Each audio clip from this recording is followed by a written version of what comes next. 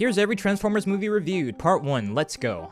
Transformers, a really iconic movie for its time, and I think it still holds up today. For what it lacks in story, it makes up for with the action and just the overall spectacle. I think this is my favorite of the bunch, and after this, they all get progressively worse. Transformers, Revenge of the Fallen. If a movie could have a physical odor, this one would be musty like a high school locker room. Every single character in this movie is sweaty and oily all the time.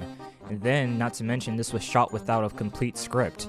And it most definitely shows. The soundtrack is good, but that's kind of to be expected with these movies so far. I can't tell which group of people Michael Bay disrespects the most in this movie, minorities or women, but it's a close race. What are you gonna do with this shrimp taco? Just bump a cap in his ass, throw him in the truck, and then nobody gonna know nothing on me. Transformers, Dark of the Moon. It just feels like we're going through the motions at this point. The whole twist of Sentinel Prime not being a great guy is kinda obvious, and plus, us meeting a new threat just to have a big final battle at the end is honestly played out by the third time we see it. Also, Sam Witwicky is like on Adderall the entire movie. He is totally acting more manic than he did in either of the other two. Transformers, Age of Extinction. This one has the dinosaurs for all of like 10 minutes. Michael Bay decided to cast the one person who dislikes minorities as much as he does, Mark Wahlberg, who can't act to save his life. He plays a guy called Cade Yeager, because that's a real name. Transformers, The Last Knight.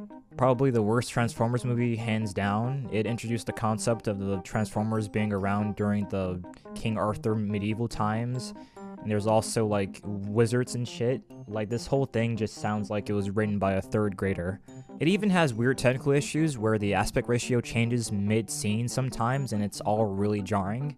Bumblebee, a perfectly okay movie. It was a good palate cleanser after The Last Knight because the franchise really needed it. Haley Steinfeld does a good job in the movie and I really like her relationship with Bumblebee, even though I kind of prefer the one with Sam just a little bit more. Transformers, Rise of the Beast. It's okay. I think the action in this movie is really mediocre. For all his faults, Michael Bay was a really good action director, and him not directing the action here really shows. Again, it's a pretty alright movie, but I think we can live without another Transformers film for a while.